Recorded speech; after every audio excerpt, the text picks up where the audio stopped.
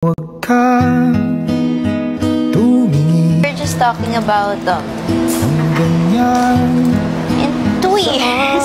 Na-expect ko lang talaga na Huwag mo ako isa ka sa mga kahintindi sa akin sobra.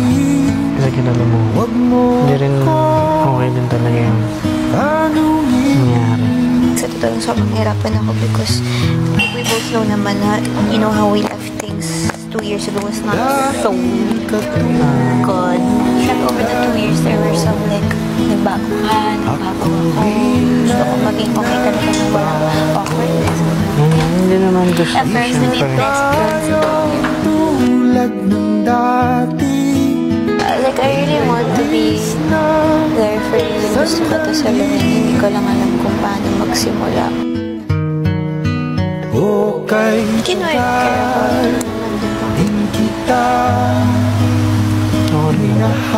Mas ikaw talaga makakaintindi sa akin dito. really. Out of all people. Okay, tagal